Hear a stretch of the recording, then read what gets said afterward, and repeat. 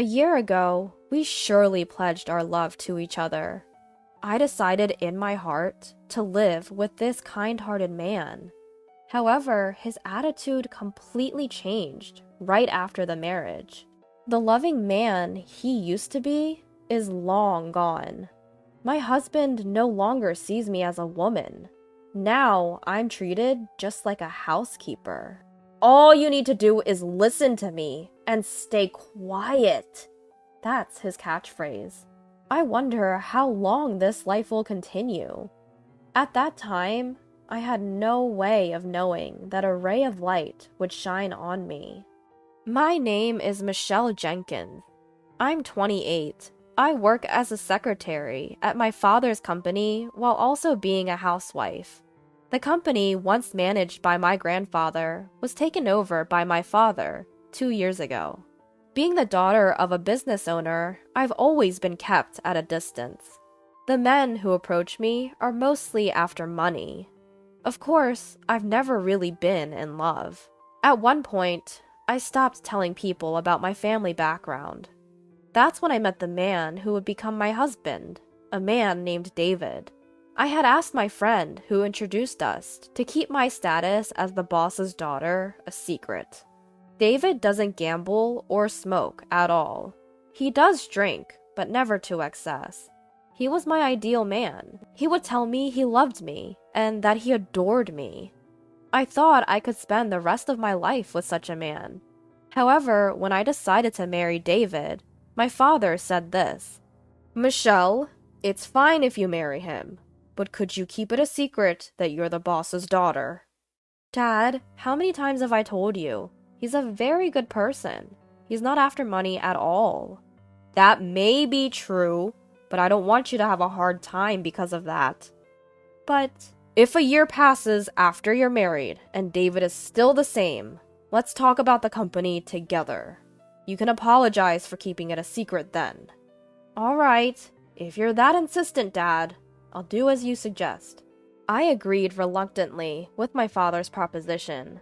My father knew of my past heartaches with gold-digging men, and as an overprotective parent, he worried I might get hurt again.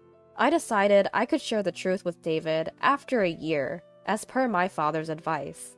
And until then, I would just be an ordinary secretary. And so, under these circumstances, David and I got married. Now, a year after our wedding, I still haven't revealed the truth to him. The reason is simple. He is no longer the kind man he used to be. As soon as we got married, his behavior became cold and distant. He would come home from work, already in a foul mood, and began to nitpick at the dinners I prepared. Hamburgers for dinner? Again? We're not children. Can't you think of anything else? But, David, you used to love my burgers, didn't you? I've made them countless times before. Don't talk back! You're always short on dishes. Besides the easy dishes, like salad and soup. You should be able to make at least 5 other dishes. 5 dishes? That's a lot. I have work too, you know. I can't manage that much. What? When I tell you to do something, you do it. I married you, so you should listen to what I say. I'm sorry. The warmth and kindness he used to show were gone, replaced by a coldness as harsh as ice. At the time, I only thought, he must have had a bad day. But his behavior started to get worse. By the time half a year of our marriage had passed, David had become a full-fledged tyrant. Not just about the cooking. He would complain about everything, from the way I folded the laundry to how I cleaned the house. If I tried to protest, even a bit, he would yell at me with a terrifying look on his face. Just being yelled at would have been bearable, but sometimes he would even throw the meals I made into the trash. A year after our wedding, his tyrannical behavior hasn't changed, and if anything, it's getting worse. Just the other day, I was delayed at work and didn't get home until after 7 p.m. As soon as I said, "I'm home," he started yelling. "You're late! What time do you think it is?" I'm sorry. Work just got a bit out of hand. I'll start on dinner right away. Work got out of hand? A mere secretary like you don't have that much work to warrant staying late. But I really did. I'm handling some accounting tasks too, so there's a lot to process. Don't talk back to me. It's unthinkable for a woman to come home later than her husband. Next time, if you come back later than me, you're quitting your job. That's not fair. From fear of David, I couldn't talk back. Looking back, I wonder if I should have left him sooner. But I was pushing against the worry of my parents when I married. I couldn't reveal the truth. I didn't want to sadden my mom and dad. So I silently bore it, all by myself. Then one day at work, during a break, my father called me into the reception room. I often went in and out of the reception room because I often assisted my father as his secretary. As I entered, my father was already inside. "What's up?" I asked. My father, looking pleased, replied, "It's been a year since you got married to David, right? I think it's about time you told him the truth, as promised." "Oh, yeah, we had that agreement." "Is something wrong? You don't seem happy. Didn't you say that David wasn't after the money?" "Well, yes, but it's just, right now, it's a bit..." Seeing my troubled expression, my father smiled and tried to comfort me, patting my shoulder. "Did you have a fight with David?" "Well, you're both young and newlywed. I guess it's inevitable.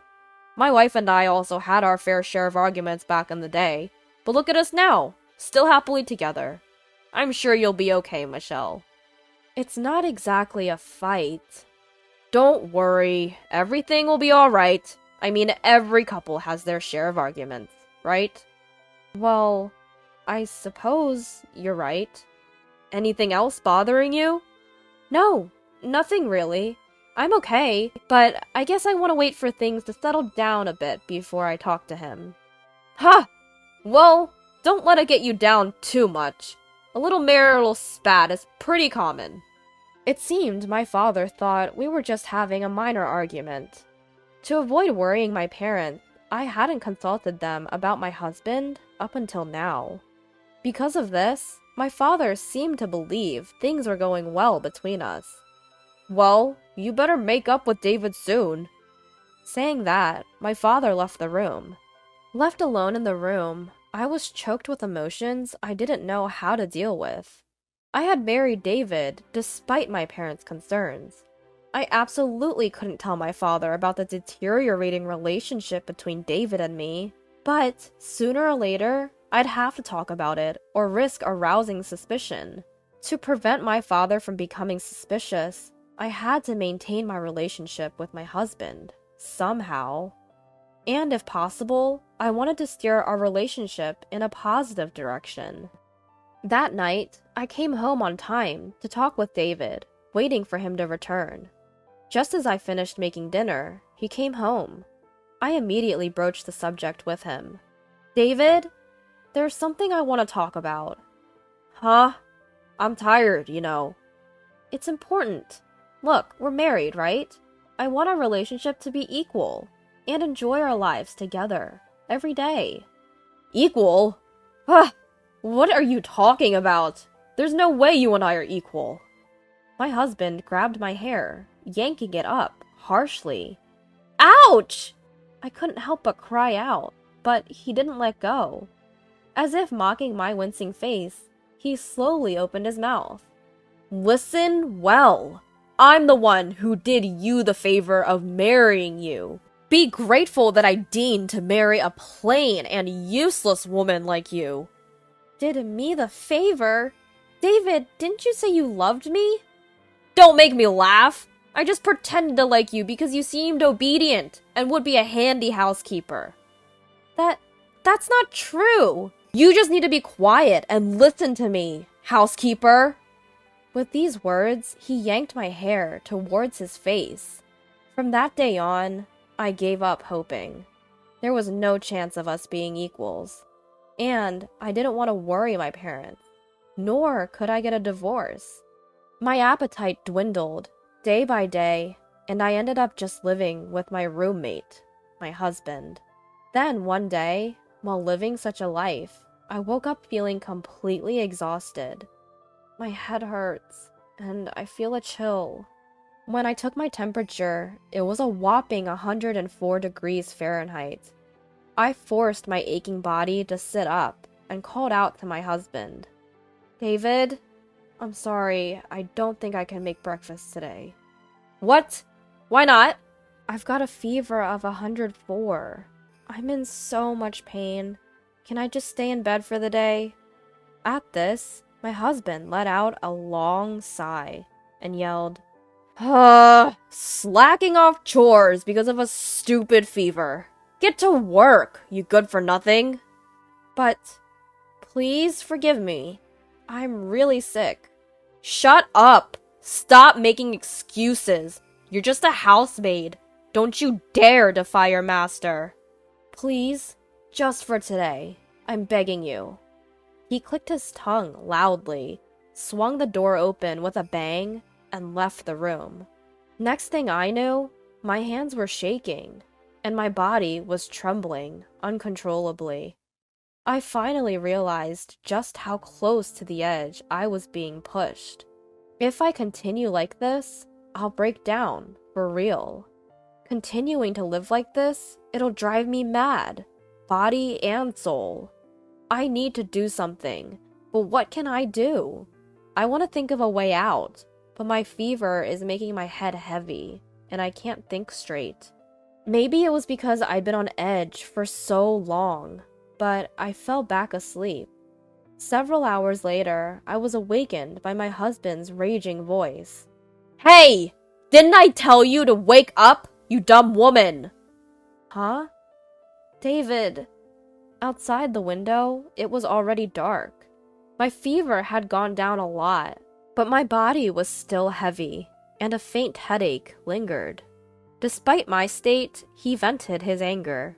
"I called you multiple times. What are you doing sleeping?" "Called?" "I sent you a text saying I'm bringing my boss home, prepare drinks and snacks. Didn't I?" "Huh? Wait a minute.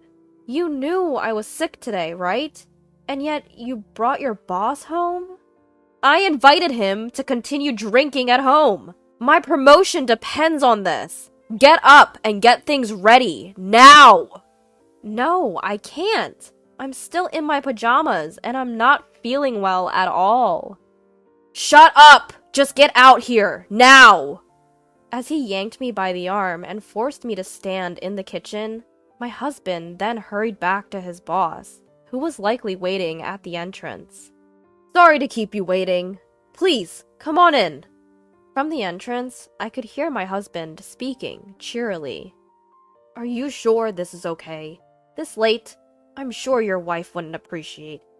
"That's what I've been saying. I don't have a wife, just a housemaid." "A housemaid?" "Sort of like a maid wife, you could say. But please, don't mind." As he said this, my husband led his boss into the living room.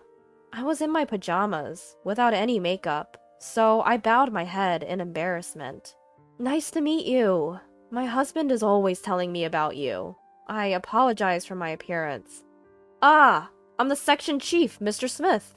I'm sorry for intruding so suddenly." "Please, don't mind me. I'll prepare something right away." As I returned to the kitchen, hiding my face, my husband let out a tirade. "Hey! Get a move on and make something! You're absolutely useless!" I'm sorry. Just wait a little bit longer." "Instead of opening your mouth, move your hands! Despite the section chief taking the time to visit, how much more do you need to embarrass yourself before you're satisfied? Huh?" I'm sorry." "Sorry about this, Mr. Smith. Our maid is really quite useless." The section chief sat quietly, his face slightly contorted.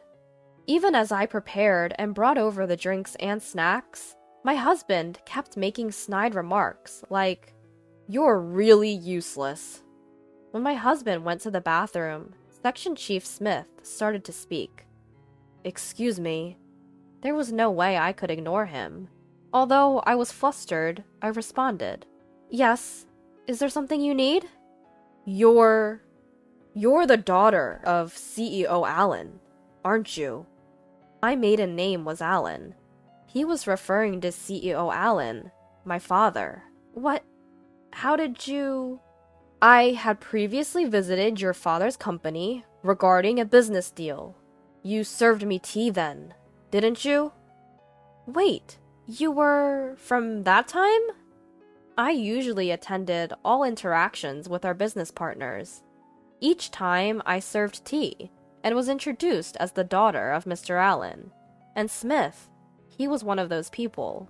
I was informed that David's workplace had become a client of my father's company, but I had not yet told my father that David was working at Smith's company. While glancing towards the bathroom, Smith continued in a hushed tone. What's up with your husband's behavior? Is he always like this at home? Yes.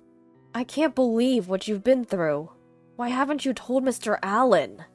That is... Regardless, we can't let this continue. Leave it to me. Smith, while looking at me straight in the eyes, quickly packed up his things and left. In that moment, I felt as if something that had been restraining me was slowly being untangled. I felt a profound relief, as if I had finally found an ally. On the other hand, when David returned from the bathroom, he was stunned to find that Smith had left. Why didn't you stop him, you good-for-nothing? Despite his shouting, I decided to trust in Smith's words and endure it. Several days later, I was summoned by my father and headed to the company's reception room. Upon entering, I found Smith and a pale-looking David. Why is David here? And Smith, you're here too. I was confused, unable to understand the situation. In the tense atmosphere, my father started speaking with a stern expression. I heard from Smith. You've been treated horribly by David, haven't you? That is... I understand. You're kind-hearted and you wanted to avoid worrying me, didn't you? Dad. Thank you, Smith. Thanks to you, I was able to save my daughter. At my father's words, Smith bowed his head. Immediately afterwards, my father shot a withering glare at the ashen-faced David and coldly stated, David, I can't believe you turned out to be such a scumbag. I shouldn't have let you marry my daughter. Wait! Please! David pleaded, shaking visibly. I had no idea you were the president of our business partner. I didn't know Michelle was a CEO's daughter. Shut up. So if you knew, you would have treated Michelle better? You're truly a lowlife. No, there's no reason for this. Oh, reason? I'm going to report you to your company's CEO. I'm acquainted with him, and we have a long-standing relationship. No way! David filled his eyes with tears and crumbled to his knees. Then he turned to me with pleading eyes. Michelle? Say something to your father for me. You want me to say something? Huh. I raised my voice to vent my pent-up frustrations. Do you have any idea how much I've suffered because of your overbearing, chauvinistic attitude? I've been holding it in all this time. I tried to improve our relationship. It's you who ruined everything, right? Treating me like a housemaid and constantly berating me. Do you know how humiliating that was? Wait, Michelle, please, forgive me. Shut up! Don't you dare casually call me by my name. No matter how much you apologize, I will never forgive you. I don't care if you fall into hardship. You get what you deserve. If you understand, never show up in front of me again. Stay out of my life, forever. At the end of my outburst, David started crying uncontrollably. Smith grabbed his arm, bowed, and left the reception room. Afterwards, David and I got divorced. When my father informed David's company's president about the incident, he lost his job as well. It seemed David had a poor attitude at work and was fired considering these factors.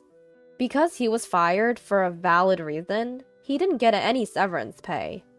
After the divorce, David apparently went back to his parents' house. However, his in-laws already knew about the incident. I heard his father gave him a stern scolding and kicked him out of the house. Now, he seems to be working day and night at a factory where he can live in. He probably doesn't have much of a cushion since he has to make alimony payments to me. On the other hand, after the divorce, I moved back to my parents' house. Now, I've completely recovered and am focusing on my job. Since then, I've been meeting Smith regularly, and we have a good relationship. I'm not considering remarrying yet, but if I do someday, I want someone like him. When that time comes, I hope to build a happy family. My name is Ashley, and I'm 27 years old. I was an only child raised by a calm and doting father and a lively, energetic mother. Their marriage was harmonious and joyful, even if Mom could be a bit too spirited at times. In fact, I got married wanting the kind of marriage life they led. Judson is my husband, who I met through a friend. Both my family and Judson's are in the food industry, but his family owns a popular French restaurant. They've achieved great success, operating several outlets in and around New York City. As the heir to the family business, Judson was involved in its operations. While we were dating, his anecdotes about the restaurant and his ambitions were entertaining. However, after marriage, I started to feel a twinge of annoyance whenever my family's business was compared to his. Running a famous restaurant is tough, unlike your family's business, which seems like it's about to go under.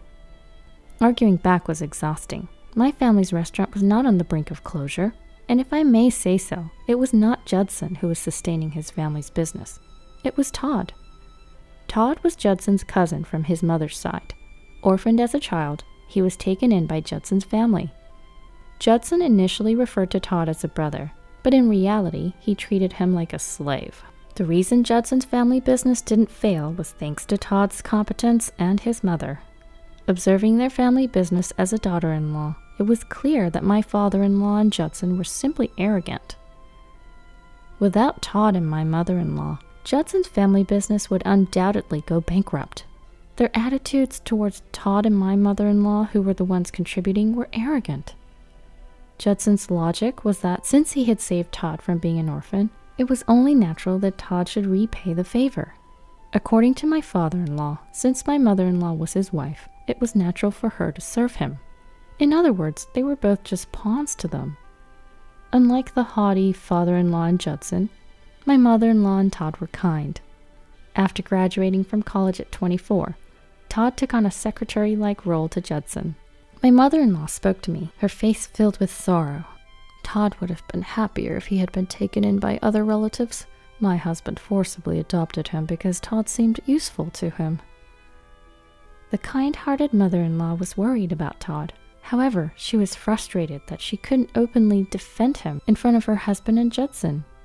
Despite being the heir, Judson was incompetent. That's why he found Todd's competence irritating and was harsh towards him. He often complained about the employees and Todd to me. The employees only follow Todd's instructions. Well, if things go well when Todd gets involved, I think that's fine.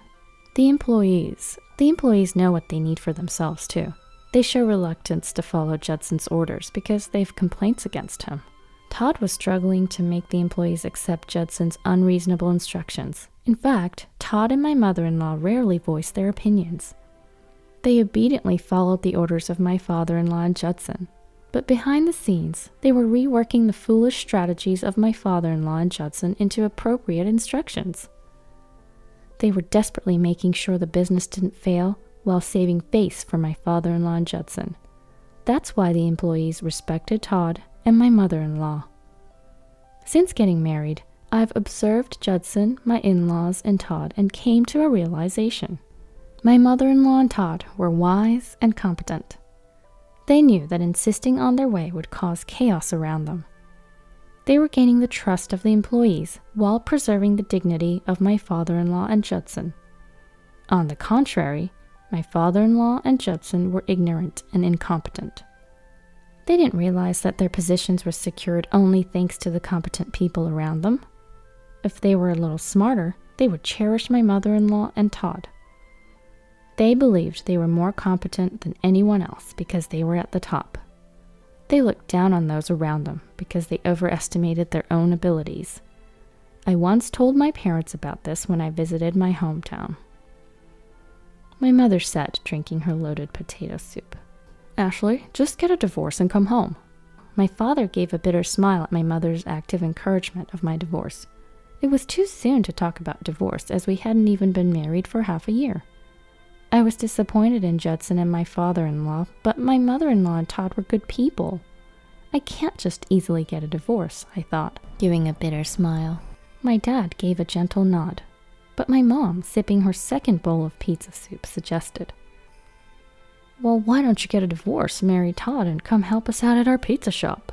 "Mom, don't say such weird things," I protested heatedly, to which my dad kindly asked, "Ashley, are you troubled about something?" I sighed at my dad's question. He's gentle but sharp. I gave up and began talking about my issues with Judson. Judson is really a handful. Judson looks down on me, seeing me as just a daughter of a shabby pizza shop owner. That alone is irritating, but there were more problems. Just because I talk with Todd, he suspects me of cheating. Neither Todd nor I have such feelings. Todd is basically a brother-in-law to me. When I discussed it with my mother-in-law, she gave a deep sigh. According to my mother-in-law, there's a female employee Judson was interested in the past. However, that woman admired and liked Todd. Judson, angered, came up with a random excuse and fired her. It may sound rude to you, Ashley, but Judson hates losing to Todd. It was not jealousy, but a distorted sense of competition. Therefore, Todd knows to keep his conversations with me to a minimum. I'm fed up with Judson's selfishness, but Todd, who works closely with me, must be even more exhausted. When I talked about Judson's troublesome personality, my mother made a dumbfounded face. "What a petty man. He's too insecure. Don't you think so, honey?" "Yes, indeed." Talking with my mom and dad like this seemed to dissipate my gloomy mood. My mom has been spirited since she was a child, and my late grandfather had difficulty finding a suitable match for her. She was beautiful and a popular girl in town, but she was too energetic. Since she was the eldest daughter, her family needed a son-in-law to succeed her family business. The men my grandfather introduced to her shrank back from her overly energetic demeanor. My grandfather thought a gentle man would be suitable for his active daughter, and so the arrow pointed to my father. He was the son of my grandfather's close friend, well known for his gentleness and intelligence. When they had their first meeting, it was my mom who fell for my dad. According to my mom, my dad looked like a handsome actor when he was young. Even now, he's known as a refined man by the customers of our pizza shop. My dad, attracted to my mom's lively personality, decided to marry her. As my parents chatted amiably, I remembered an important matter. Can I bring Judson, my father-in-law, my mother-in-law, and Todd here next time? It was the first time for my in-laws and Todd to visit my parents' home. My mother-in-law wanted to greet my parents again, which is why she asked. My father-in-law and Judson reluctantly agreed. Surprisingly, Todd, interested in making pizza, volunteered to come. My guess is that Todd was concerned that my father-in-law and Judson might behave rudely. My parents were pleased to grant my request. Of course, we'll make them realize how delicious our pizza is. Mom, you're getting too excited. That's how I ended up bringing my in-laws to my parents' pizza shop. I hadn't expected a battleground to lie ahead. Well, actually, I had a nagging feeling something unpleasant was coming. Todd usually steps in when my mother-in-law can't control my father-in-law and Judson. It was certain that a storm was brewing. And then, the day came when we all visited my parents' pizza shop. The moment Judson saw my family's pizza shop, he sneered. Still as old-fashioned as ever. It was fortunate that my mother wasn't present in that moment. If she had heard him, Judson would have been banned from our shop right there. As I ignored him and went into the shop, my mom was waiting cheerfully. "Welcome, everyone. Long time no see, Judson. Ashley told me a lot about you." She didn't mean it in a good way, though, but I guess Judson didn't get her sarcasm. I don't know what Judson misunderstood, but he looked very flattered. My in-laws didn't get it, but it seemed that Todd did. He was smiling as if he understood the hidden meaning in my mom's words. It was rare for Todd to show his emotions. After my mother had greeted Judson and my in-laws, she turned to Todd. "You're Todd, right? So tall and handsome, you look like a model." Overwhelmed by my mother's forcefulness, Todd showed a puzzled smile. "Thank you. I'm looking forward to today." He shook her hand politely and headed towards the room where Todd and my in-laws were. My father was in the process of making pizza. When my mother tried to bring out some drinks and our popular side dishes, my father-in-law scoffed. "Both the store and your mother are old and dirty." I was both angry and chilled.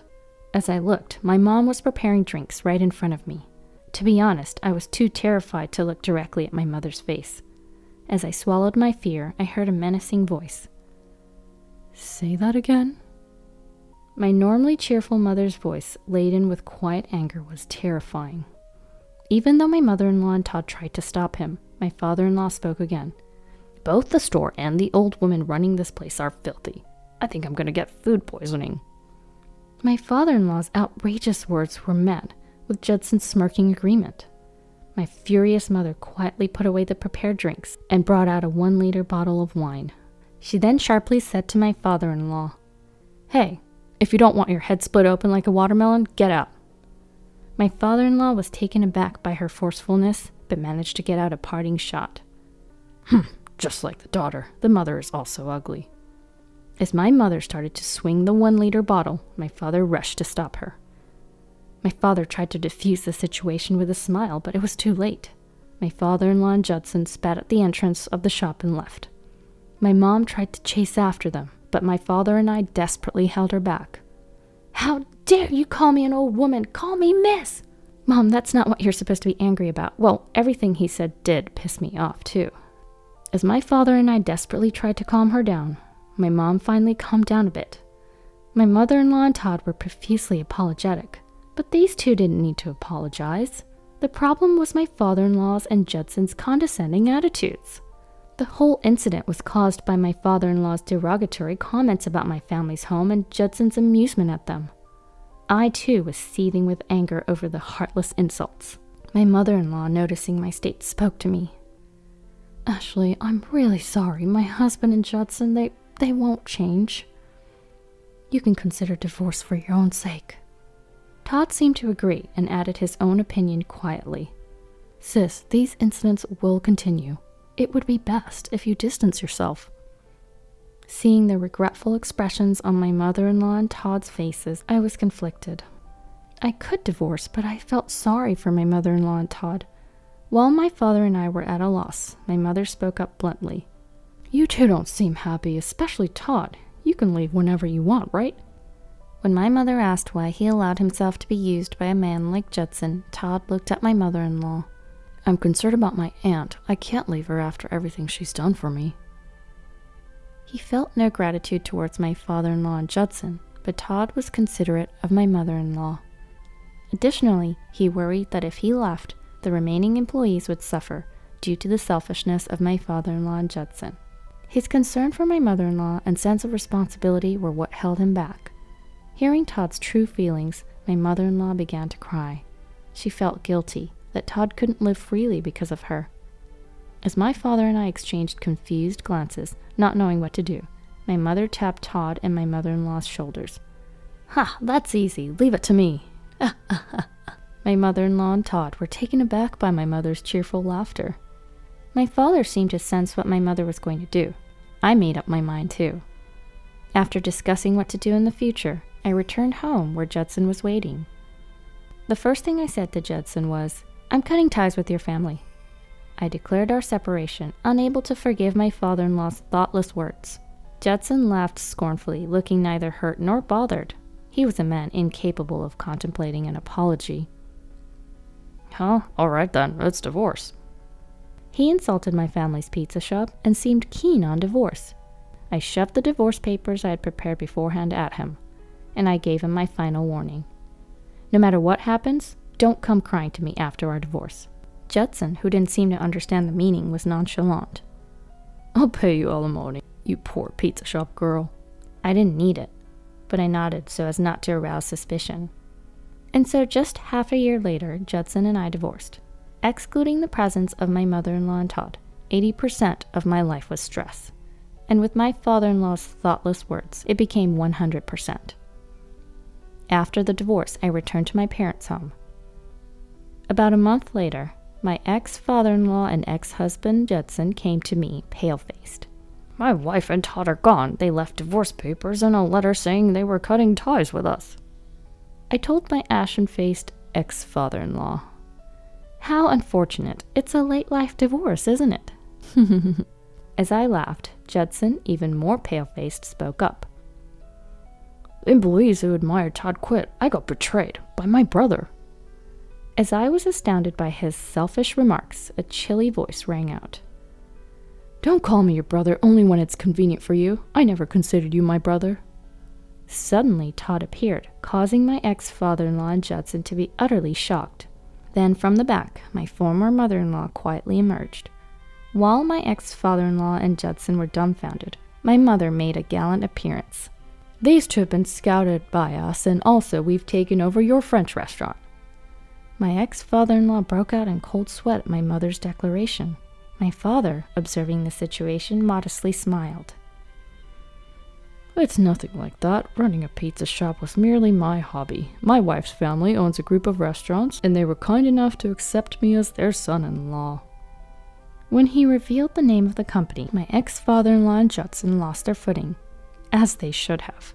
Their restaurants were no match for the size of our company. There was a reason they had been running a pizza shop instead of being involved in the family business. A few years ago, my father had collapsed from overworking. Doctors suggested he should do something he enjoyed for his recovery. That's why my mother and I reopened this pizza shop my late grandfather used to run as a hobby. In other words, they just went undercover by running a pizza shop. During my parents' absence, their dedicated and skilled employees were running the company. My parents were actually overseeing their work while running the pizza shop. This was only possible because my parents were greatly admired by their staff.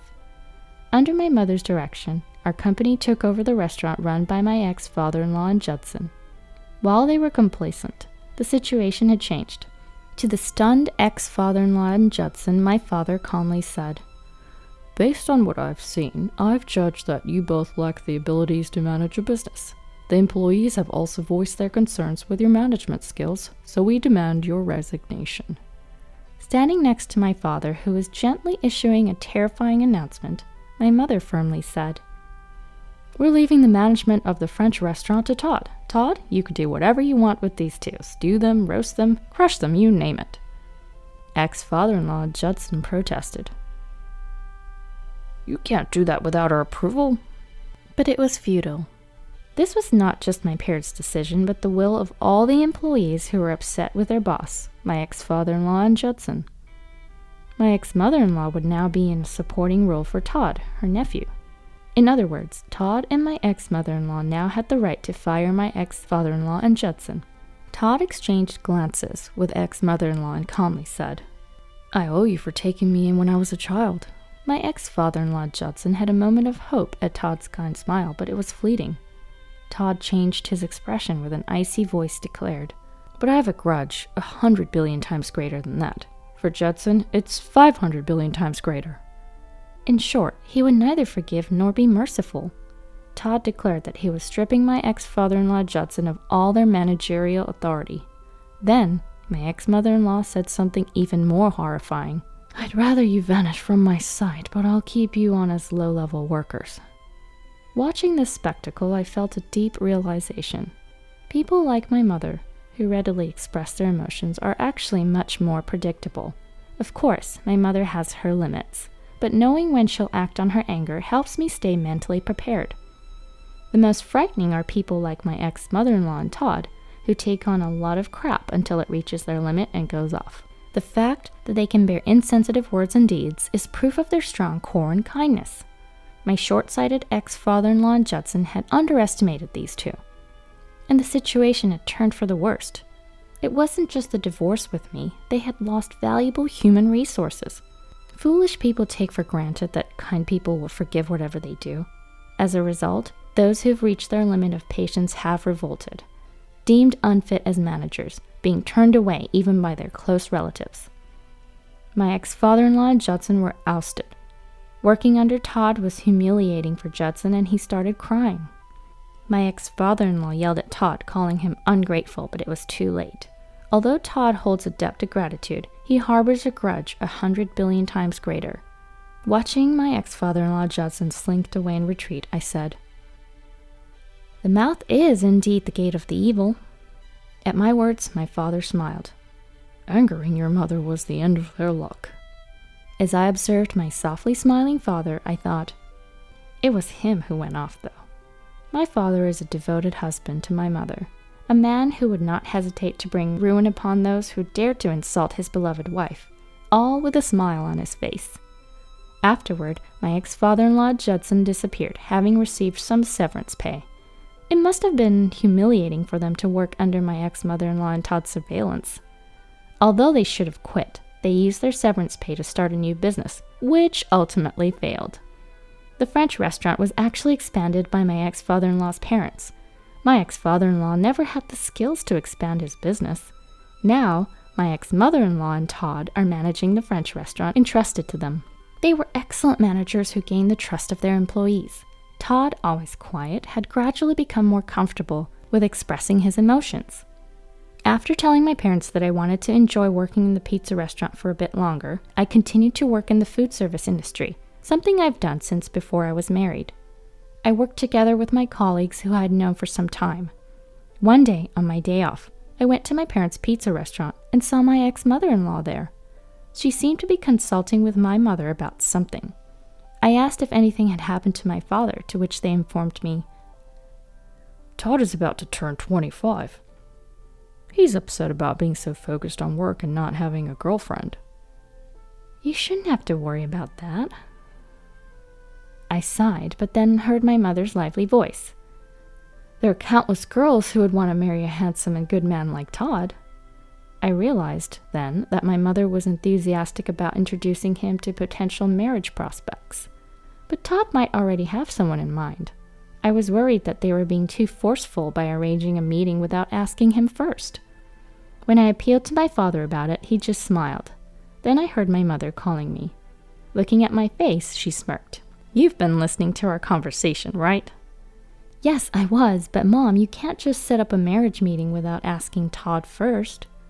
When I desperately objected, both my ex-mother-in-law and my mother laughed together. Feeling perplexed and unsure about what was happening, my ex-mother-in-law told me, We know who Todd likes, but he just can't seem to say it himself. Then my mother continued, Todd said he likes you, Ashley, but because you're like his sister-in-law, he feels hesitant. I was shocked because I hadn't noticed Todd's feelings. He's the type to keep things to himself, so much that I was completely unaware. Even though I thought he was a wonderful man, I didn't immediately feel any romantic feelings for him. When I shared my feelings honestly with my mother and my ex-mother-in-law, my father chimed in. It's okay. Todd said he'd take his time and gradually make you fall for him. Dad, I wish you kept that to yourself. At my outburst, both my mother and my ex-mother-in-law burst into laughter. And so, that's how I came to know that Todd was quietly nursing a one-sided love for me.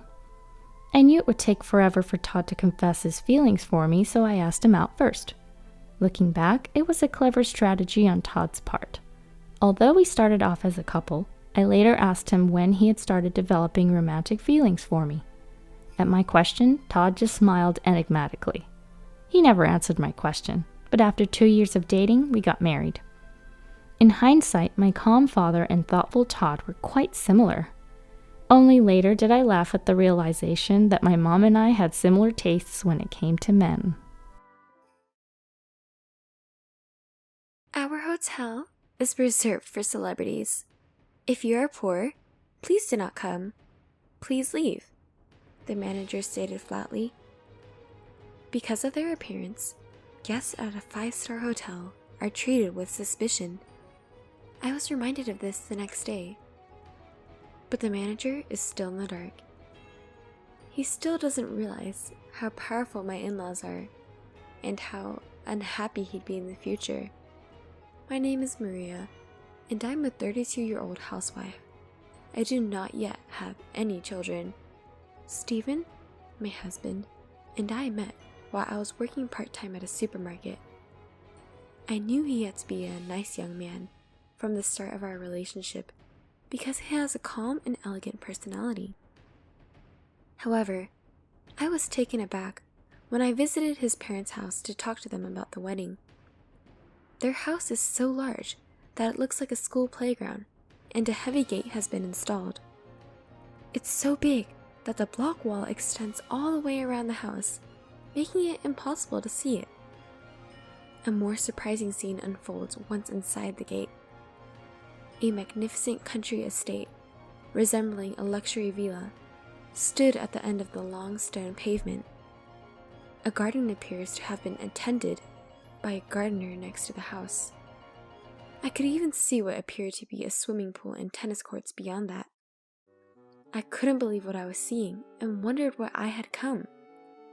Stephen was a remarkable young man, but how could such a young man work part-time at a convenience store while attending college?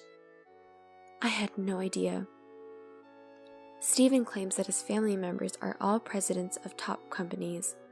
His father, mother, sister, and Stephen.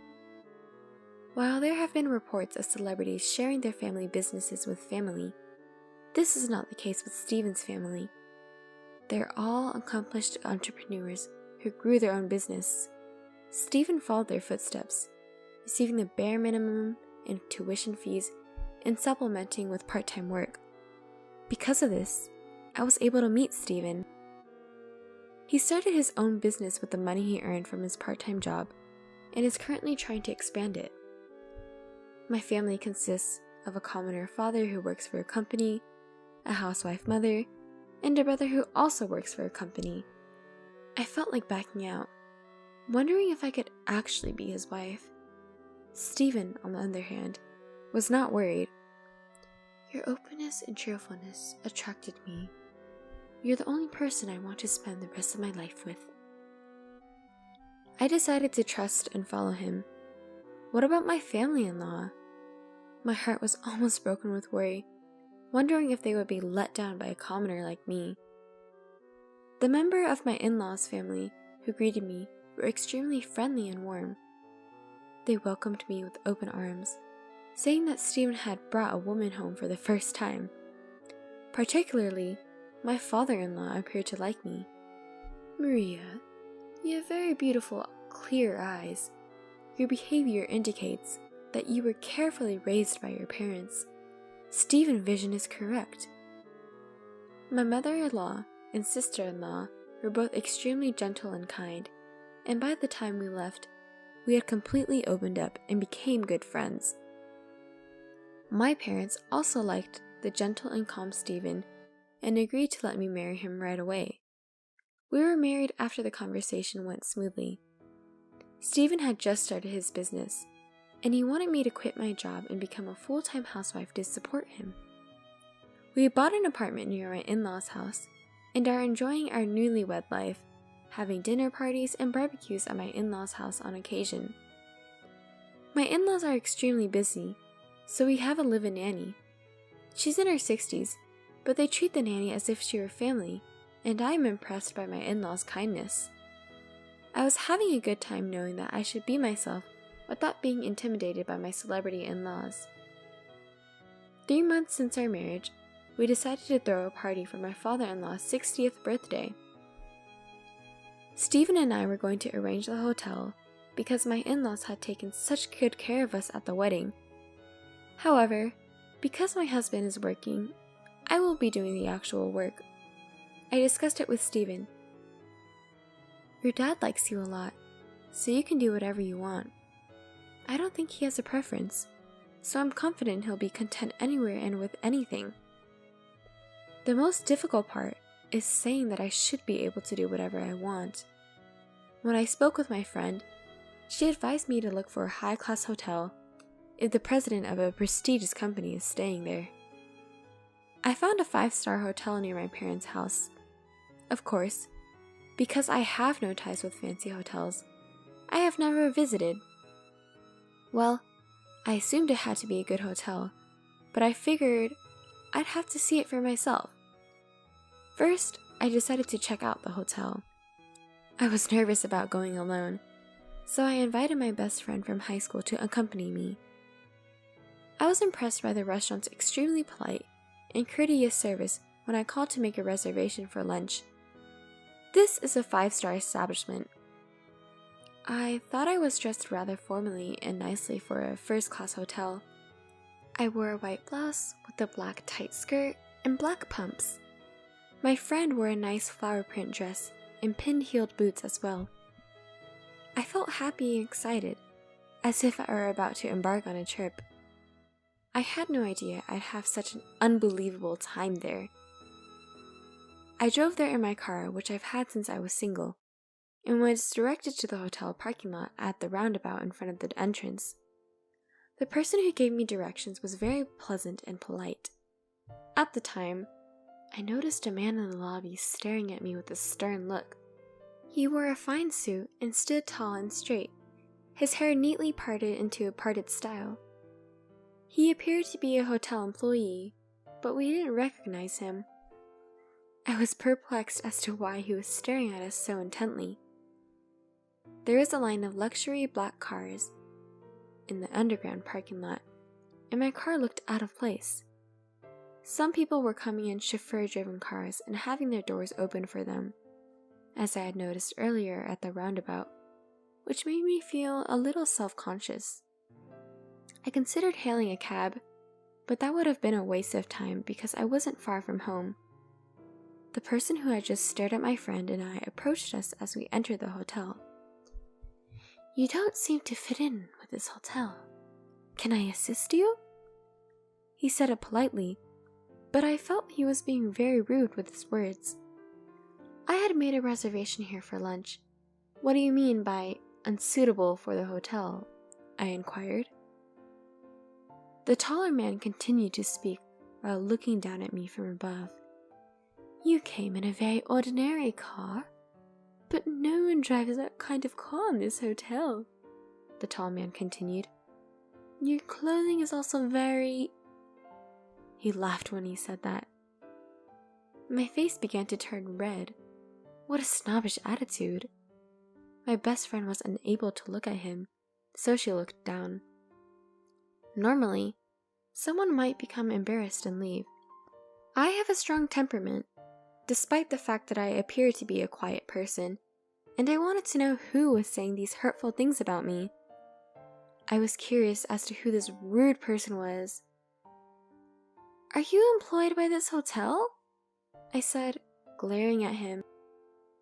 "I am the manager of this 5-star hotel." I thought to myself, I know he's the manager, but mentioning the 5 stars is just ridiculous.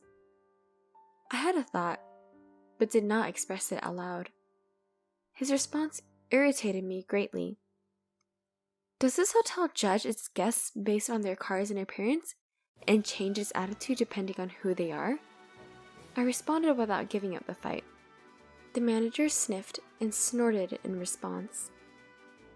"A hotel's clientele is appropriate for its stature. It is necessary to maintain that dignity in order for guests to feel at ease and relaxed." I think I was getting a little irritated myself. "Are you saying we're degrading your hotel?" The manager's tongue clicked.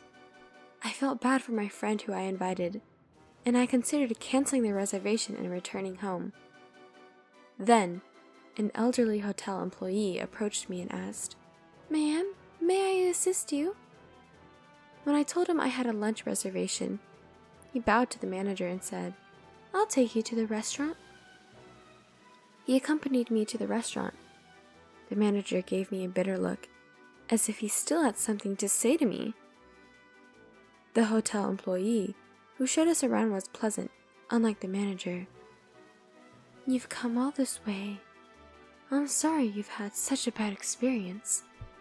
I'm sure you felt uneasy. I'm sorry. We are well known for our delicious cuisine. Please, have a pleasant stay." That man was quite young for a manager. How did such a young man end up running such a fine hotel? He informed me that the hotel's owner had retired due to age, and his younger brother had taken over, with his son serving as manager. The manager is supposed to have graduated from a first-rate university, but he has no experience in hotel management and is desperate to maintain hotel standards. Even old, familiar customers appear to be given the cold shoulder and forced to leave the hotel when they spend less. The elderly employee muttered sadly, "I, too, grew up with this hotel until I reached this age. According to the new management, the hotel needs to be revitalized. I guess an old man like me is no longer required. Actually, I'll be leaving at the end of the month." There was no hope for future growth if the hotel could not take care of its employees, who had supported the hotel and helped it grow to a 5-star rating. As the elderly hotelier had explained, the food was the most delicious and satisfying I've ever had. The head chef came over to greet us, and he appeared to be quite skilled. His age was roughly the same as the hotelier. I was concerned that he, too, would be forced to leave. People are happier when they are full, and by the time we left the restaurant, my best friend and I were beaming. But just as we were about to leave again, that manager approached us again. "I will visit your restaurant again soon," and we made the decision to leave. The manager, however, was undeterred. "When people like you walk around my hotel, you lower the hotel's dignity. This is a celebrity hotel, not for the poor. Please leave immediately." He stated it unequivocally. I couldn't argue with him, because I was too shocked. The hotel itself was lovely, but the manager was so rude and unpleasant that I decided not to hold my father-in-law's birthday celebration there. There must be a more accommodating hotel or restaurant nearby. When I told my in-laws about it, they asked which hotel it was. They all looked at me with interest when I told them the name of the hotel. They were looking at me with a puzzled expression on their faces. "Let's go to that hotel. I'd love to visit such a prestigious hotel." I couldn't understand why he wanted to return to the hotel where I had such a bad experience. "You don't have to dress up so much," my father-in-law said, and everyone was asked to go there in casual clothes. My father-in-law told us to go before him and that he would join us later. The manager's sharp gaze was fixed on us from the moment we entered the roundabout. There were a lot of people in the lobby. They were relaxing on sofas or drinking coffee. There were so many people that I wondered if the hotel was hosting a large event. The manager rushed in as we sat on a sofa beneath a large chandelier, waiting for my father-in-law. He screams and glares at me. "You've returned here without having learned your lesson. You don't learn, do you? You arrived at my hotel in a minivan. You are a bother." He was still being snobbish. "We came to celebrate my father-in-law's birthday today. I reserved a table for us. You didn't say anything about a car type, did you? What's the problem?" "Not to be outdone," I replied. Everyone in the lobby was paying attention to us because we were arguing so loudly. "I can tell you don't belong here by the way you were dressed. You are dressed so casually, you'd seek one of those dirty little inns." The manager's response was absolutely horrible, and the other guests were raising their eyebrows at the manager's response. "The hotel is a place that anyone can use, right? We're going to pay. The criteria for welcoming guests is ridiculous, and a hotel that treats guests like this is absolutely disgusting." When I said that, people around me said, "The customer comes first, right? It's not right to be selective based on appearance." Hearing this, the manager, flustered, turned red, and shouted, "We are a high-class hotel. We cater to celebrities. If you are poor, please leave." "Well then, let's all go home." "What?" Hearing my father-in-law, many people in the lobby quickly got up and started to leave. All of them said, "I will never come back." I will never try to stay here again." They tried to leave, and they had a big argument with employees who rushed to stop them. In fact, the people in the lobby were all connected to my father-in-law, who had gathered there at his urging. The reason my father-in-law was a little late was because he had contacted these people. My father-in-law had been a frequent guest of the hotel since the time of the previous manager. He was so busy at the beginning, he would often pop into the hotel in his work clothes, but he fell in love with the hotel's way of treating every guest with the utmost respect. My father-in-law's company used to throw a lavish party here every year. He introduced the hotel to his family, and they often used this hotel as well. After all members of his family are company presidents, so the frequency of these parties were very high. My mother-in-law frequently used the hotel to entertain clients, and my sister-in-law used it for training sessions for executives. My husband's company uses it for celebratory events for its employees. Each company, of which my in-laws are the president of, were super important to this hotel. "Please forgive me!" someone shouted loudly and got down on his knees. It was the hotel president, the manager's father. The elderly hotelier from the other day had remembered my father-in-law's face and called the hotel president in a hurry. He apologized for the rudeness of his idiot son and made the manager get down on his knees as well. "I am truly sorry, sir, but if you were the president, I would treat you differently if you had told me. It is bad of you to use poor people to make reservations." He made excuses. It seems like there is nothing to say to this person. "You're apologizing to the wrong person. It was my son's wife that the manager got treated badly. She is a kind-hearted girl whom I cherish as much as my daughter. You should remember who the hotel is originally for.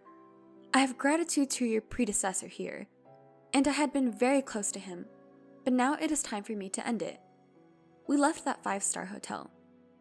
We then moved to a diner that I often go with my own family to celebrate my father-in-law's 60th birthday. The restaurant has several private rooms, and you don't have to make a reservation to get in. The food was excellent, and my in-laws were delighted with the cozy atmosphere. My father-in-law suggested that we invite my parents as well, so they joined us and we had a grand and lively celebration. My husband and I paid for the party. Since it is a common restaurant, it isn't that much of a burden. I thought once again that we would continue to be steadfast in our creed of not getting carried away by money and not being misunderstood.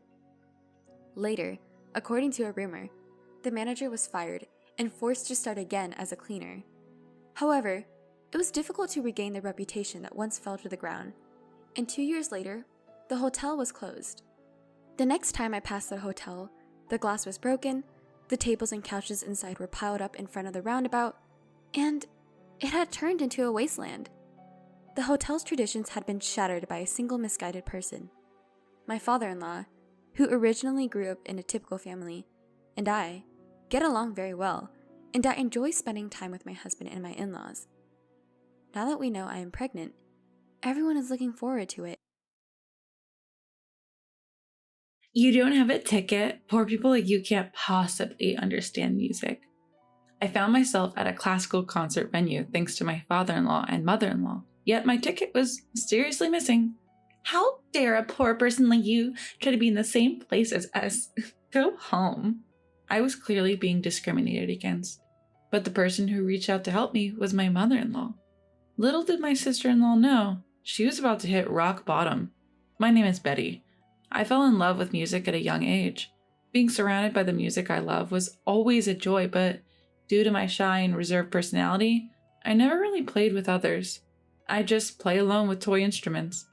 We weren't a wealthy family, so taking music lessons was out of the question. In elementary school, I joined the wind ensemble without hesitation, and I stuck with it through high school. But whenever we had to play as a group, I was always the one dragging everyone down. That experience became a sort of trauma, making me uncomfortable in group settings, even outside of music. I found peace when playing an instrument alone. I often played in a corner of the music room. That caught the attention of my music teacher, who introduced me to a known musician. I was told I had a rare talent in music, but because we weren't well off, my parents never really understood or supported it. I always thought that maybe if I could get proper training, I'd be comfortable playing in a group setting. But due to my family's circumstances, that was never an option. I eventually gave up on pursuing music professionally, settling for enjoying it as a hobby. When I received my first paycheck as an adult, I went to my first ever classical concert. I was a big fan of a certain family of musicians who I looked up to and admired. The tickets were expensive, even for the worst seats. But I thought it might be my first and last concert, so I went for it. No regrets. I got a lot more out of it than the price of the ticket, and I was very satisfied. I'd love to go again if I get the chance, but I can't keep buying expensive tickets all the time. I'm contributing some of my salary to my family, and I have to save for a wedding too. As for marriage, I'm just waiting for the day I meet someone who feels right. After working for 3 years, my parents have started hinting that I should start thinking about my future. Back in the day, people usually got married in their late 20s to early 30s. My mom married my dad around that time too. Now, personal choice is highly valued. My parents seem to understand this and don't nag too much. But the lack of pressure makes me feel like I need to hurry up and get married. Even after getting a job, I'm still shy and introverted. I've been invited to group dates by female coworkers, but never really talked to anyone. Just being able to consider going on a group date is growth for me. So I decided to start with online conversations through a dating app. I met a guy who loves music and we hit it off online. After exchanging messages for a while, he asked to meet up and I agreed. When we met, I realized he was one of the members of a famous musical family I'm a huge fan of. People might wonder why I didn't recognize him from his profile picture, but who'd ever think it was actually them? His name was common enough not to suspect it was really him. And if he knew I was a fan, I feared he'd turn me down. I kept it a secret at first, but eventually decided to open up. I told him about my shyness and how I'm uncomfortable in large groups. He said, "I feel the same way." The more we talked, the more we clicked, and we decided to get married. When I told him I was a fan, he said he was honored and his smile was radiant. Things moved smoothly and a date was set to meet his parents. His family members were usually busy touring, but there happened to be one day when they were all home. I nervously entered his house and waited for his parents and his sister-in-law, entertained me in the meantime. She said, "As you might know, we're a musical family. If you can't play at least a violin, you're not really part of the family, you know?" I was in trouble. I had never touched a violin in my life, let alone played one. The school's band club didn't have room for violins. That's when her parents stepped in and said if she had musical skills, any instruments would do. But his sister-in-law insisted on the violin. Then he said, "Mom, don't we have a practice violin? Can we borrow it?" And he added, "Please give Betty and me some time for a quick lesson." His mother agreed. "Why not? It'll be interesting to see what you can do in about an hour. A string instrument, and a violin at that. I wasn't confident I could make a sound in just an hour." "But trust me, Betty, you'll be fine," he said. I took his word for it and even asked my mother-in-law if she'd lend me her violin. He has a practice room and we spent an hour there. It was my first time with a violin, one-on-one. Honestly, I was terrible, but Twinkle, Twinkle, Little Star is a song I know, so imagining it was easy. I focused on putting emotion into my play since my technique was non-existent. "You're doing great, Betty," my mother-in-law said. "Just making a sound on the violin is hard. You've come a long way, especially considering it's your first time. You're giving the music the respect it deserves." He also said, "You moved me," and gave me a big round of applause. The only one who looked unimpressed was my sister-in-law. I guess she thought I'd embarrassed myself. She never expected me to actually be liked by her mom. And so, I was accepted into this musical family. I've officially become a married woman. The relationship with my father-in-law and mother-in-law is good, but a problematic hierarchy with my sister-in-law is emerging. She picks on me, makes snide remarks, and harasses me. She's very pushy and always retaliates if I talk back. I don't have the courage to do so, but that seems to irritate her even more. Either way, the harassment increases. When the family was on tour, there were days where sister-in-law didn't perform due to the tour structure. On those days, it was just sister-in-law and me left at home. Although we had a housekeeper, sister-in-law insisted that I should cook. After tasting it, she kept saying it was awful and poorly made. Even when she told me to remake the meal, she'd throw it away right in front of me, saying she didn't want to eat it anymore. She even spills soup intentionally. Acts like stepping on the small of my back or putting her foot on my head also happen. Even during family dinners, I get called to the bathroom. When will you learn proper table manners? I don't want to share a table with someone like you, she said. My husband, father-in-law, and mother-in-law think I'm getting better, but she says, I can't believe you can't even manage that. I don't think I'm as ill-mannered as she claims. Still, the sadness and frustration of not being acknowledged make me feel pathetic. After she leaves, I hide and wipe away my tears.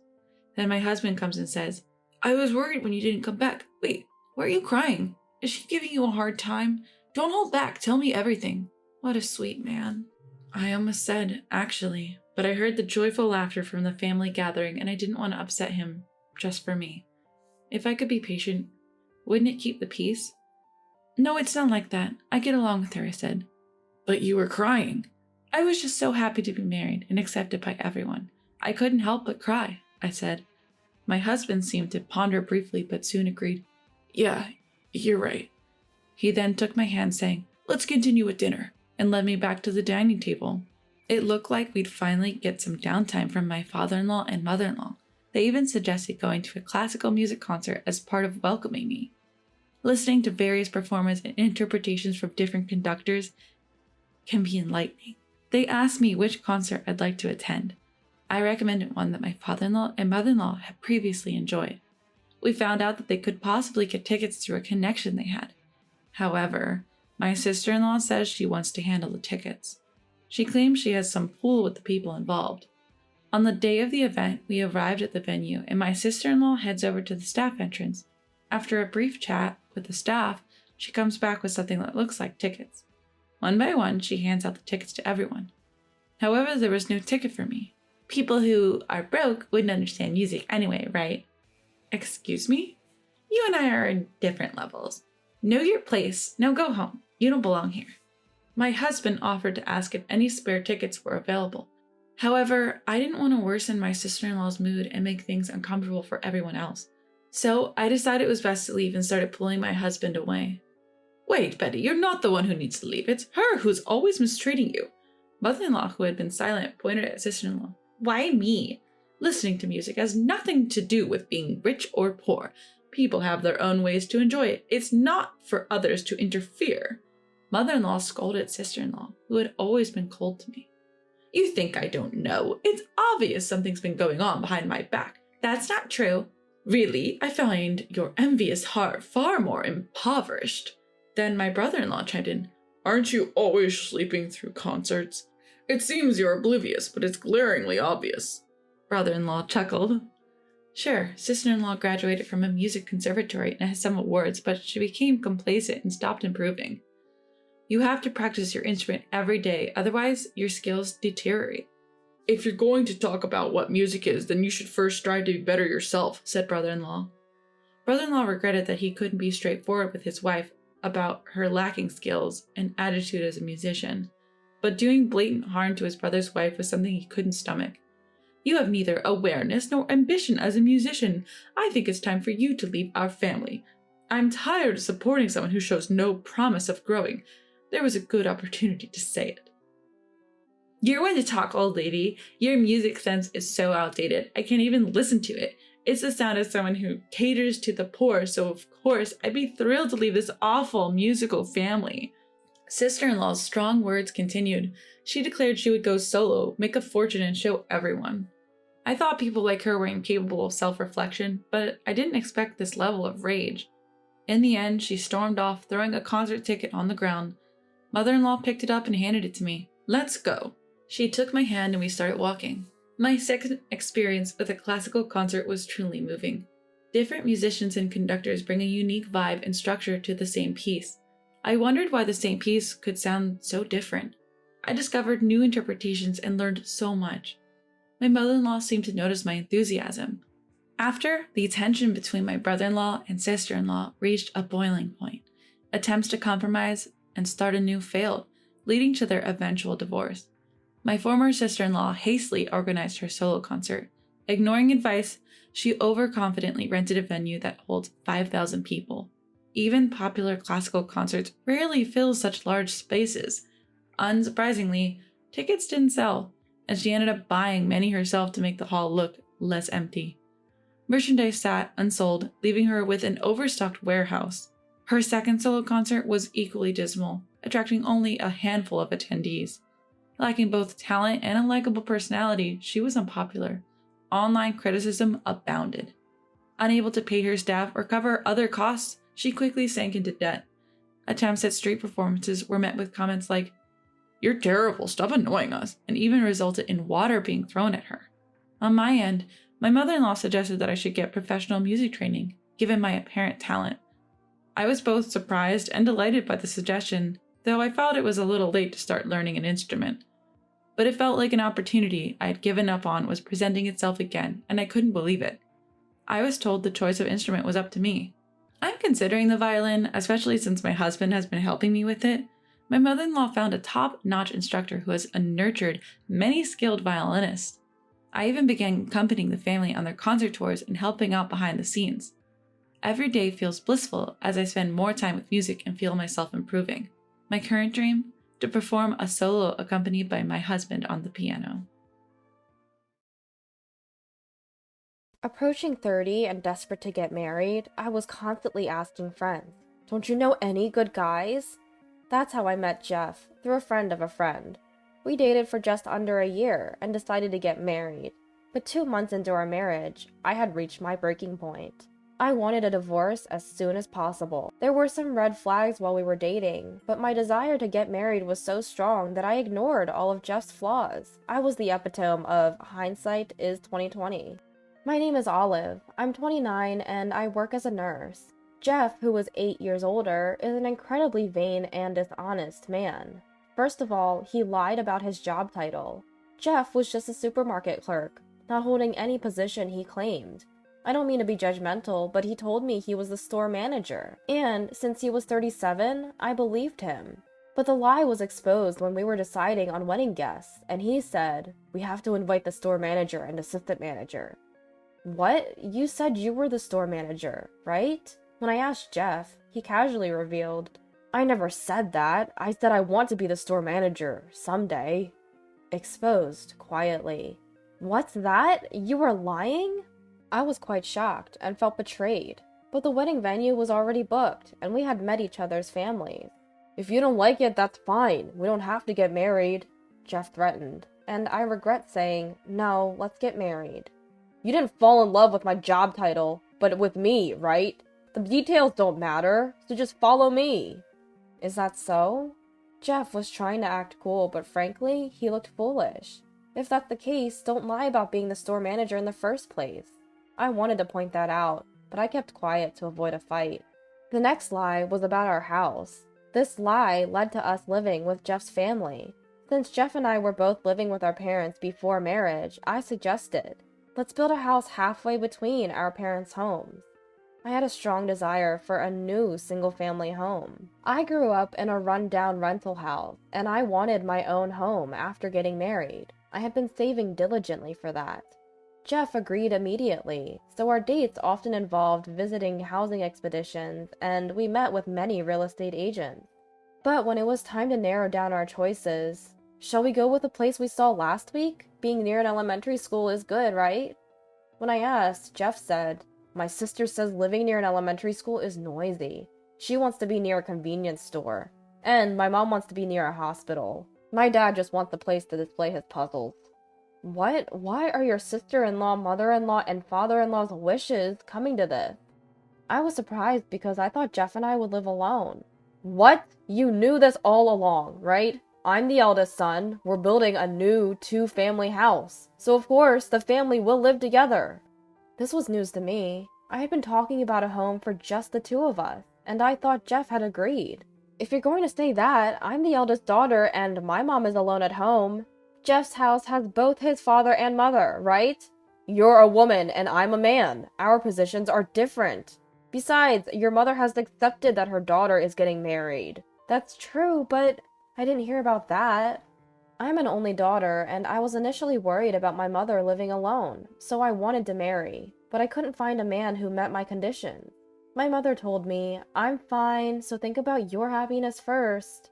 That's when I started dating Jeff, but I didn't say anything. But look, my sister doesn't work, and my mom and dad are living on their pensions. We, as the eldest son's family, have to support them. Wait a minute, don't include me in that so casually. I can't accept that my sister-in-law is included, let alone my in-laws. I don't want to work because I want to play every day, she seems to say. My mother-in-law has a similar personality to sister-in-law, and my father-in-law is quiet, but he just lazes around, watching TV and doing jigsaw puzzles with mother-in-law and sister-in-law, never doing any housework. What? You're the eldest son's wife! Don't you want to support the family? I was speechless. Is this guy serious? If so, he can support them on his own salary. My dream of a new single-family home is rapidly deflating. Jeff is adamant. I'm not backing down. If you don't like it, we can divorce. If that's the case, let's live with your family. For now. I think this was my best play. I postponed building a house. I didn't want to waste the money I had saved for my dream home when I was single. So we moved in with Jeff's family after getting married. Jeff works at a supermarket, and I'm a nurse, so we both work shifts. I also work nights. Soon after moving in, I was awakened by mother-in-law, pulling off my blanket and slapping me awake, saying, "You're a failure as a wife if you sleep all day." I just got home, and I have to work tomorrow night. Stop complaining and do the housework. Make our lunch. Wait, what are you doing? I silently pushed mother-in-law out of the room. This is no joke. I'm tired. Olive, who do you think you are? I heard mother-in-law still making noise in the hallway, but I ignored her. I locked the door, put in earplugs, and went back to sleep. I woke up around 3 p.m. and did the housework. It's strange. Why do I have to do all the housework and work when there are 3 other healthy adults in this house? Then my husband came home. Hey, Olive, I heard you were home but didn't make lunch for Mom and the others. I was tired. They make and eat their own food when I'm not here, so they can do the same when I'm asleep.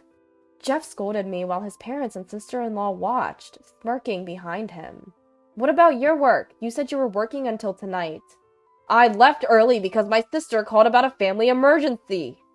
Just because I didn't make lunch? Are you stupid? Oh, I accidentally spoke my mind. I added fuel to the fire and got scolded even more by Jeff. Is marriage always this hard on the wife's side? I never had a moment's peace in my in-laws' house, so I often made excuses to go home to my parents when I was tired or had a day off. My mother welcomed me without a word. I wanted a divorce, but couldn't say it. Then, the talk of moving to my parents' house came up. They want us to move out next year? Currently, the rental house where my mother lives is leaking quite badly. The landlord has decided to demolish it rather than make extensive repairs. That's right. It's not immediate though, but there are shelter cats, so it has to be a pet-friendly apartment. After my father passed away, my mother began volunteering to temporarily care for stray and lost cats. Though it was a rented house, it was nearly 50 years old, and the landlord was understanding, so it was possible. Then I'll help you look too. I found a good reason to spend time on my days off. It's good for my mother, and I love looking at properties myself. It was more than killing 2 birds with 1 stone. It was like killing 3. While visiting several real estate agents, a single-family home is a dream within a dream, my mother muttered. Wait, if I divorce, that would solve the problem, right? A house is a lifetime purchase, and I want to live with someone I genuinely want to be with. Oh? Cat ear construction. It was a construction company we happened to find. But there were pictures of cats on the sign, and a banner in front of the entrance read, "Homes for cat lovers." We couldn't help but go into the store. The shop assistant was a very friendly woman. We have something called a catio, an outdoor cage. She enthusiastically explained the facilities they could provide. Apparently, there are sunrooms for cats who like to bask in the sun and large cages that allow cats to safely go outside through their own entrance. We listened intently and took many brochures. As we left the store, I declared, "I'm going to divorce and live with my mom." "What are you talking about all of a sudden?" My mother was surprised, but said nothing more. I can't imagine Jeff, my in-laws, or sister-in-law changing, and the harassment will likely get worse. I have no intention of just going along with it. When I got home, it was already evening. I hurriedly prepared dinner. I put the brochures in an eco bag on the sofa to look at later. The laundry I had hung out in the morning was still there, and the cereal and spoons that my in-laws and sister-in-law had eaten for lunch were left exactly as they were on the kitchen table. "You're always out and about, even though you're a wife. I'm starving." "Sorry, but sister-in-law could have made it too." "What? That's not funny."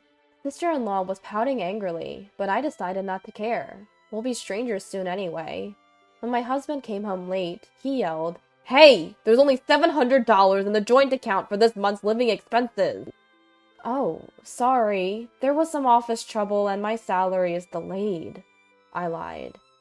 "All right, make sure to deposit it as soon as you get paid. Otherwise, we'll divorce." "Okay." Actually, last month, when we moved in together, we discussed how to handle living expenses. Jeff insisted that I put almost all of my $2,500 salary, and he would put $700 into a joint account. He said the rest would be his allowance, but that was unacceptable. I insisted on equal amounts, and by hook or by crook, I've only put in $700 for the last 2 months. After that, the days continued without much change. I consulted a lawyer, prepared for divorce, organized my belongings, tidied up my parents' house, and was busy with work. Jeff and I never had the same days off, but recently he started going out with his parents and sometimes sister-in-law. I thought it was unusual, but it was convenient for me as well. One day, Jeff said, "I've bought a newly built 2-family house. We're going to sign the loan contract together next Monday. Just so you know, if you oppose, we'll divorce." He even showed me the divorce papers. "What? A house? What do you mean?" "You brought home housing brochures, didn't you? Well, I went with another major manufacturer, but since we're building it, according to your wishes, I'll need all your savings." I had indeed told him about my home savings fund when we were touring real estate agents together, but... "Can I see those divorce papers, please?" My mind went blank at this shocking turn of events, but this was actually a chance. I meekly took the divorce papers, looking down. They were filled out properly, with even my in-laws' names in the witness section. I almost burst out laughing. Jeff didn't know I was preparing for a divorce, so he was trying to make me obey by threatening me with the thing I hated most, divorce. How naive. I used to hate the idea of divorce, but now I want to get divorced as soon as possible. I quickly signed the divorce papers and submitted them the next morning. I hadn't brought any large items like furniture, and I had been moving things out, little by little. So it was an easy move. I went straight back to my parents' house. I ignored all the calls and emails from Jeff, even though I didn't come home that night. Later, my ex-husband came to my parents' house. He was furious, and so were my in-laws and sister-in-law. "Hey, what's going on? Why haven't you come back home?" "I just got divorced because you gave me the divorce papers," I answered calmly. "Don't mess with me! I built a house!" "You built a house without consulting me. You said if I opposed, we'd divorce, so that's on you."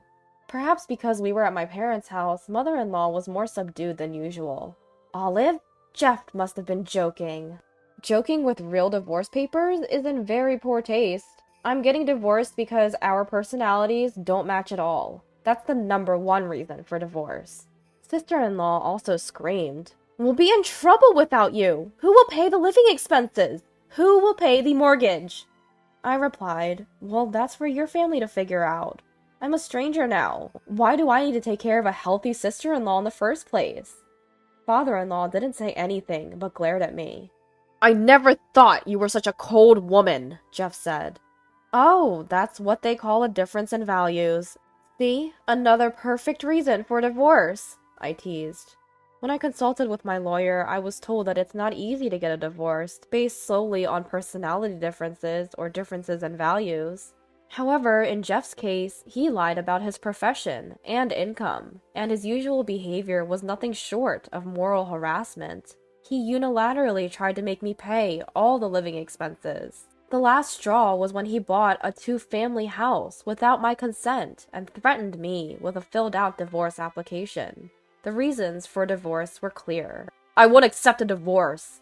Even if you say you won't accept it, you wrote it yourself, and father-in-law and mother-in-law are witnesses, aren't they? I showed him the screen of my mobile phone. It was good that I took a photo before submitting it to the office. Then my mother appeared, filming with her mobile phone. What do you think you're doing to my daughter? I've called the police. I'm recording all of this. I can make it public. My mother was furious, though she hadn't said anything to me. Father-in-law was panicked by my mother's intensity. Calling the police is troublesome. It's bad for our public image. Stop it. I thought father-in-law was a man who never spoke, but it seems he does at times like this. I realized in a strange way that Jeff's vanity was inherited from his father. With that, Jeff and the others retreated in disgrace. What are we going to do? We can't pay the loan. There's nothing to do but cancel it. I heard their conversation, but if it was after the main contract, there would be a penalty for cancellation. And with Jeff's income alone, a house would be impossible. Serves him right. Afterward, perhaps concerned about public image, the compensation money from the divorce trial was transferred without issue. And a few months later, my mother's and my dream house was completed.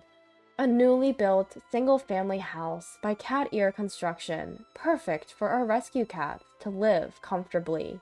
The construction company, knowing my mother's activities, built a perfect house for us at a much lower price than the market rate. Both my mother and I were thrilled. I rushed and made a big mistake. But if I hadn't married, I probably wouldn't have thought to build this house. Watching the cats basking in the sun and sleeping contentedly, I began to think that all's well that ends well. What's the point of a husband who won't stand up for his wife? My daughter was being bullied by her mother-in-law, and her husband, my son-in-law, wouldn't even defend her. Instead, he said, "Mother-in-law, this is just part of her education as a wife. If you don't like it, take her back home." So I did just that. I brought my daughter back home with me. I'm a 50-year-old woman named Susie. I live with my only daughter, Maureen. My husband passed away in a car accident when I was young, and Maureen was in kindergarten. Since then, I've raised her on my own. I won't lie. It's been tough. I'm sure there were many days when she felt lonely or upset. But she graduated high school and went on to college. After college, she got a job and became a working adult. Maureen works for a well-established local company that runs various businesses like a bakery, a pharmacy, and real estate. It's a solid company. About a year ago, after working there for 3 years, Maureen told me she had a boyfriend. He was a polite and quiet young man, a sales rep from one of their clients. I was hopeful that he would be a good match for my outgoing daughter, Maureen. "Mom, I've decided to marry Ricky." She told me this with a smile about 3 months ago. I was thrilled that she had finally found happiness and celebrated grandly. We went all out for the wedding and the housewarming. At first, Maureen seemed ecstatic, but as time passed, she sounded less and less cheerful, and it became harder to get in touch with her. I thought it was just typical post-wedding blues, so I decided to wait for her to reach out. Maureen's an adult. It's not my place to meddle, I thought. But I was wrong. "Hey, Maureen looks really worn out. That's not just wedding blues. Are you sure she's okay?" My friend Karen, who lives near Maureen, told me this. "What do you mean?" "Her complexion is terrible. I asked if she was pregnant, but she said no. She looked really sad. Have you heard anything?" Karen's tone was somewhat accusatory. "I haven't been able to reach her lately. She's not answering her phone. You should try contacting her again." Encouraged by Karen's insistence, I called Maureen once more. "Hello, Maureen. It's Mom. Just checking in on you." Maureen answered, but there was only silence. "Maureen, can you hear me?" are you okay? Mom, I...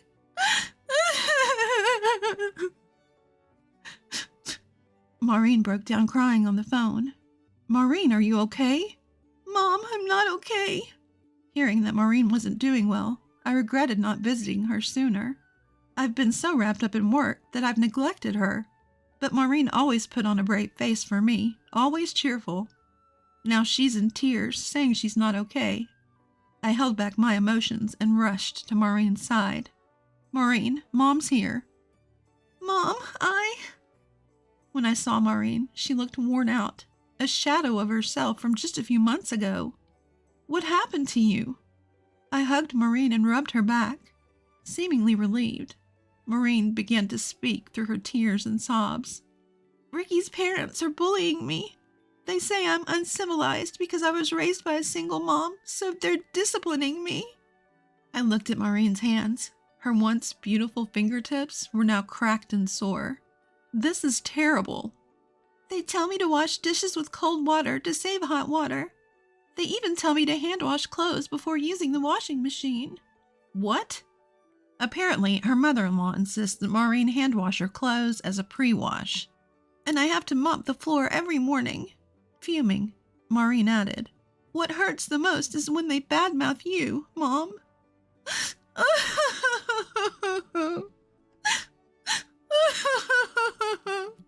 She burst into tears.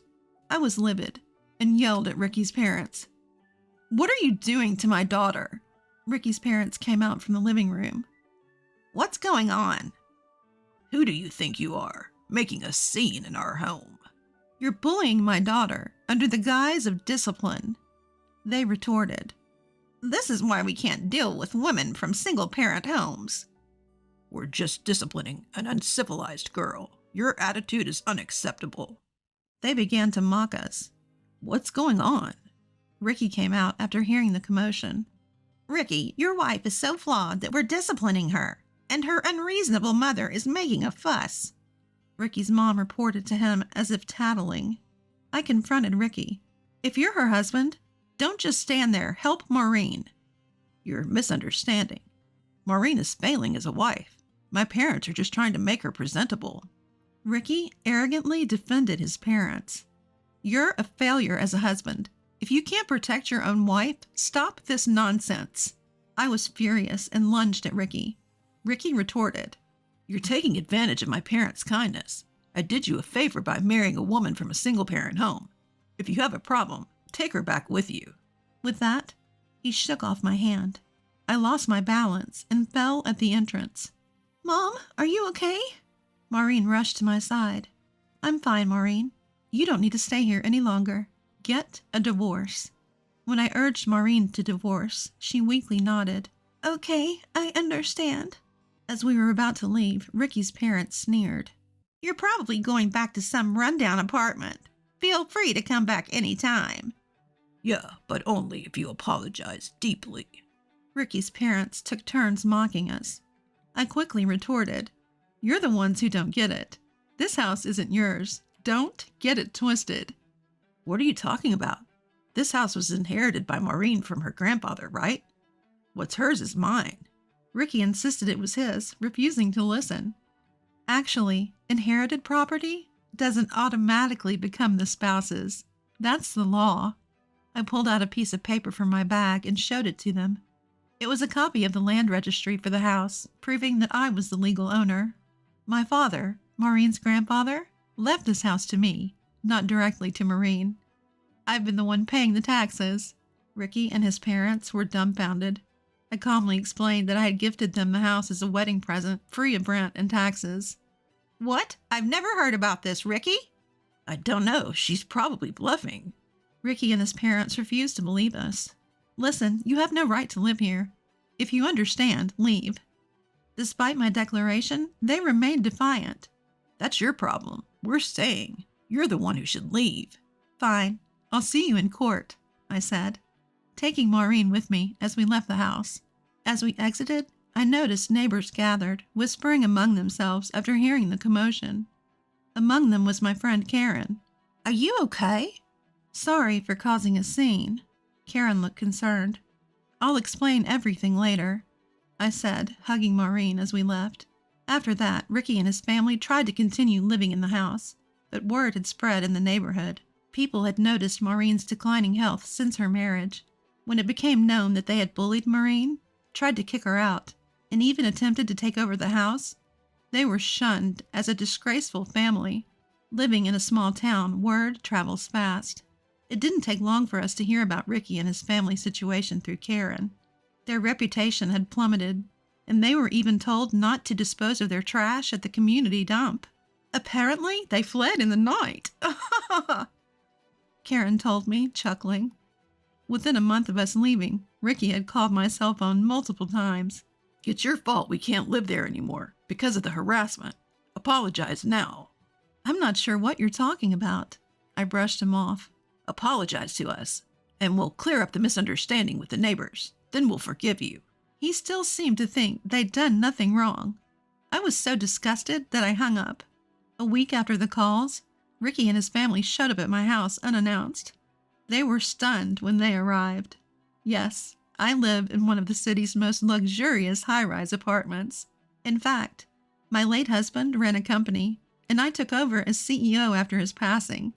Working hard for Maureen's sake, the company grew, and now I can afford to live in a high-rise. Upon discovering this, Ricky and his family immediately changed their tune. We're really sorry. We had no idea you were so well off," Ricky said, forcing a smile. "Yes, it's our fault for not knowing better. If we'd known you lived here, we would have treated you differently," Ricky's mom added. "So you're apologizing because I live here?" I asked sarcastically. No, actually, we sold our house to live with Ricky and Maureen, but now we have nowhere to go," Ricky's mom continued. "Yes, we wanted to provide a good home for our parents, so we proposed living together," Ricky added. "We sold our house for that reason, and now we're stuck in a rundown apartment," Ricky's mom said, feigning tears. "Mom, don't cry. So, can you help us out? Could you either give us some financial support or let us live in an empty room in this high-rise?" Ricky shamelessly asked for assistance. I put on a smile and said, "Remember what you did to my daughter? Even if you've forgotten, I never will. Please leave." "What? You're abandoning your own family?" Maureen, who had witnessed the whole thing, immediately called the police. The police arrived promptly, found the 3 people, and quickly sent them away. Turns out Maureen had consulted the police several times after her divorce, saying her ex-husband was stalking her, wanting to reconcile. Her ex's family continued to show up at her apartment complex, but the concierge handled it.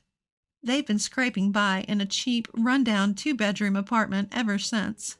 They squandered the money from selling their house on new furniture during the move, leaving them with almost nothing. Ricky's parents can't adjust to a less luxurious lifestyle and continue to live recklessly. Their son Ricky is worn out from being exploited by his parents. Moreover, the reason for the divorce got out because he used to be a salesman who frequented Maureen's company. As a result, he's been banned from Maureen's company and lost a major client, derailing his career. Even Ricky's parents have started looking for work, realizing the gravity of the situation. But due to their age, skills, and neighborhood gossip, they're struggling to find employment. The jobs they do find don't pay well, and they continue to live in hardship. I decided it would be a waste to leave my father's house vacant, so I've opened it up as a community center for the neighborhood. I occasionally check in to make sure Ricky's family isn't causing trouble. Maureen told me, "I'm an adult now, and I wanted to handle my husband myself. I didn't want to worry you, Mom." I've been telling her, it's not shameful to ask for help. The sooner you speak up, the less you'll suffer. So speak up sooner from now on. After the divorce, Maureen has been living in my high-rise apartment and continues to work at the company she's been with since before her marriage. She was downcast when she first came back home, but now she's back to her old self and helps around the house. We plan to live happily together for the foreseeable future. Nancy, you are way too dramatic. It's just cooking. Even if it's for 3 more people, it doesn't change the workload that much, does it? My husband said with a look that resembled watching a child throw a tantrum, and I was at my wit's end. Why do I have to take care of my sister-in-law and her kids? With a strained voice, I blurted out, "Well, I'm leaving then." My name is Nancy. I have been living a peaceful life with my husband, Joe. Joe lost his father when he was a child, and since then, he and his sister Mary were raised by their stepmom. I heard she was a very kind lady, but she passed away before Joe and I met. After that, Joe and Mary supported each other as siblings. That's why they are very close. When I met Mary before our marriage, she was in tears of joy because her brother was getting married. She was the epitome of a devoted sister, crying and saying, "My big bro finally found his happiness." Joe used to tell me he was grateful that I married him despite his complicated family situation, but the situation didn't bother me one bit. I fell in love with him because he's efficient, can handle anything, and has a strong sense of responsibility. Shortly after we got married, I found out I was pregnant. Joe was thrilled, and I couldn't wait to meet our little one. Knowing that the baby was on the way, we moved to a slightly bigger apartment, but that turned out to be a mistake. It was a sheer coincidence that we moved close to Mary's place. I didn't have a bad impression of Mary, so living near her wasn't an issue for me. However, just a few days after we moved in, while Joe and I were trying to settle in and unpack our stuff, Mary showed up. "Hello! I came here to see you, Nancy." "Oh, hi, Mary." To be honest, I was taken aback that Mary had just dropped by our place. Even though we were family, isn't it common courtesy to at least call before showing up? As I pondered the difference between my common sense and hers, her kids burst from behind her and started roaming around the apartment. Mary got married way before Joe and I married each other and is the mother of twin boys. Her twins plopped themselves on the living room couch as if they owned the place and began playing video games while Mary nonchalantly started snooping around the rooms. Even though this is her brother's place, isn't it odd to just go through each room without asking? As I was feeling uneasy, Mary raised her voice, sounding impressed. "Wow, you live in a nice place. Nancy, you're a stay-at-home wife, and just with my brother's income, huh?" Yeah? "That's nice. Joe is smart and earns well. My husband is the worst. He doesn't make much money, and he's not bright. I guess it's not good to marry for looks." She sighed. She blurted out loud enough for her twins to hear, bad-mouthing her husband. It was clear that Mary and I had completely different values. Realizing the situation, I mentally put a boundary between Mary and myself, but it seems that she was quite attached to me. "Well, I'm gonna lounge on the couch a bit," she declared, and then turned on the TV without permission. As I was surprised by her behavior, as if she were in her own home, one of the twins spoke up. "I'm hungry," addressing Mary. She looked annoyed and said, "Ugh, really?" and then glanced at me. "Nancy, is there anything for the kids? They're hungry." Because Mary directed the topic to me, the child came over and repeated, "I'm hungry."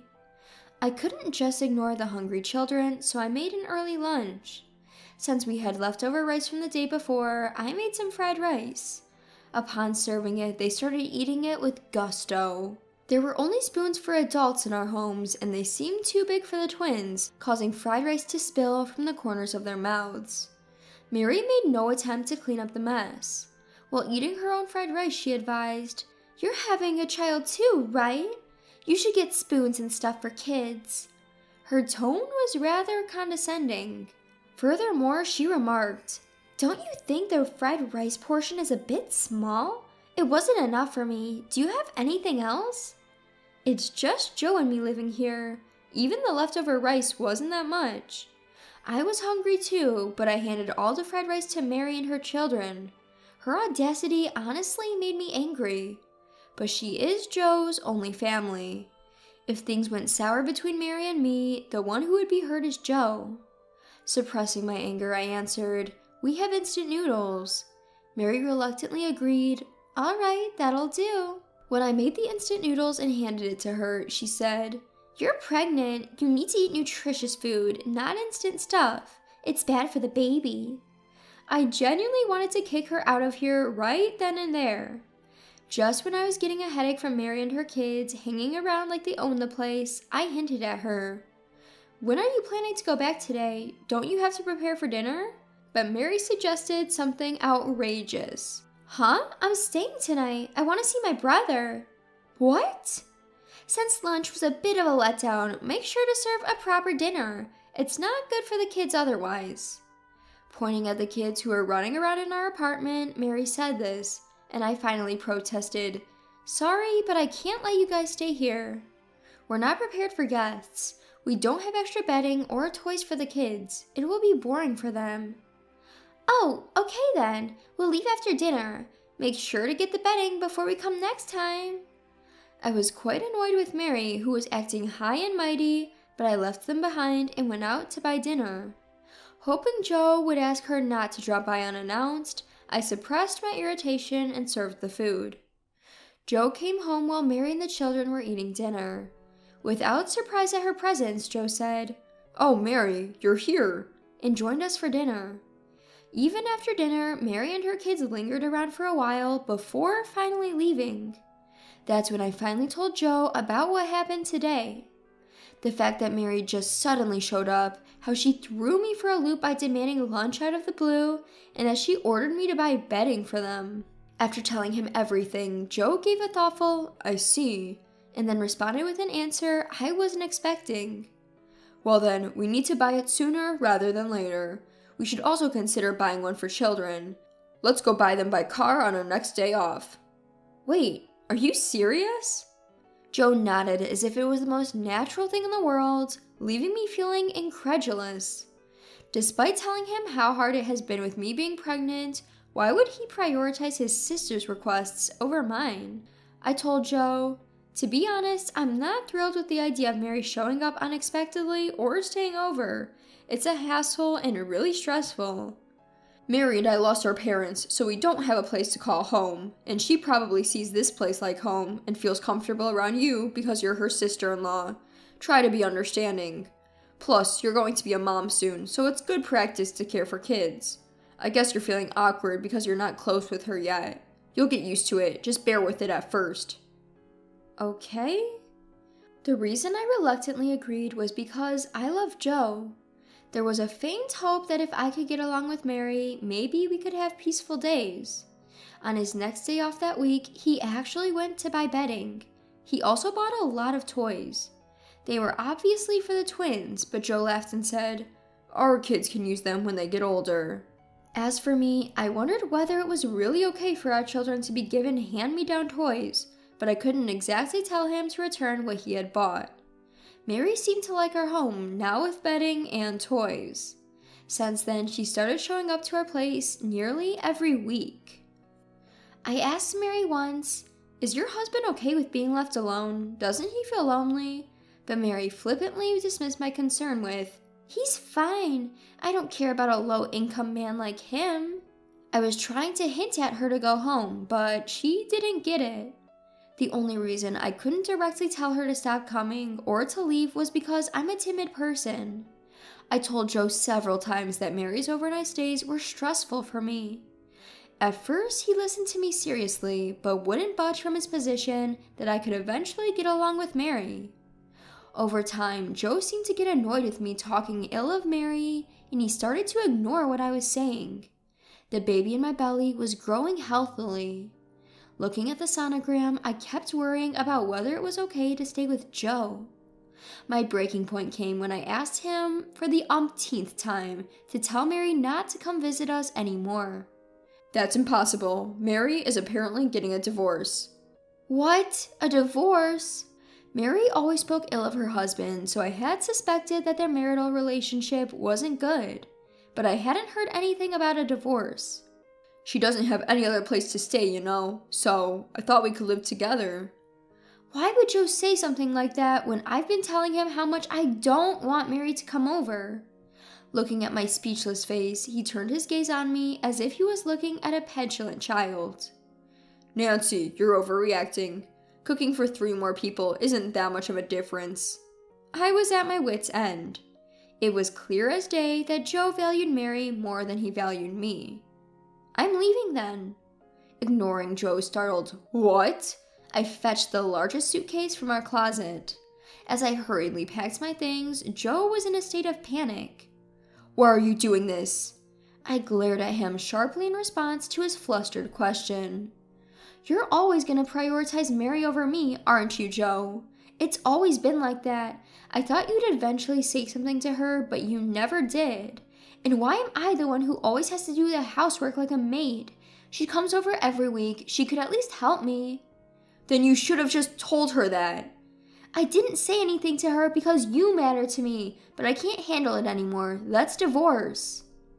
With my voice trembling with humiliation and anger, Joe was left gaping in shock.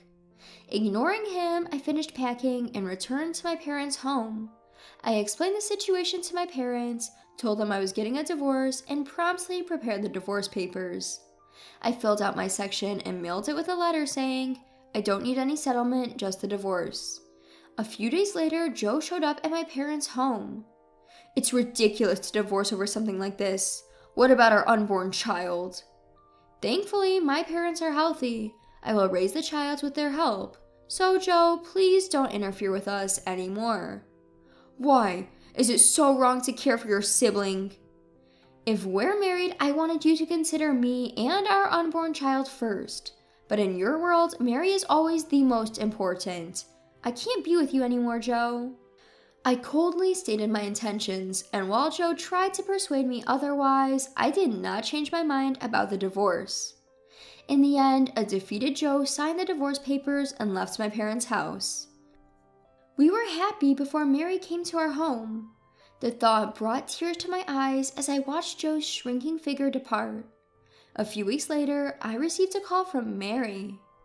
"Ah, Nancy, can you come and help me? I'm moving, but I don't have anyone to take care of my kids. Joe is so down that he's not helping at all." According to Mary, Joe had become an empty shell after our divorce. He was constantly distracted at work, made mistakes he usually wouldn't, and wasn't eating properly. Joe decided to see a doctor due to his work colleague's recommendation. He decided to take some time off, but according to Mary, he barely leaves his bedroom. So, instead of her useless brother, she asked me to help with the move. "Why should I have to help you?" "Huh? Well, you and I are sister-in-law. Plus, we got along pretty well, didn't we?" "We've never gotten along."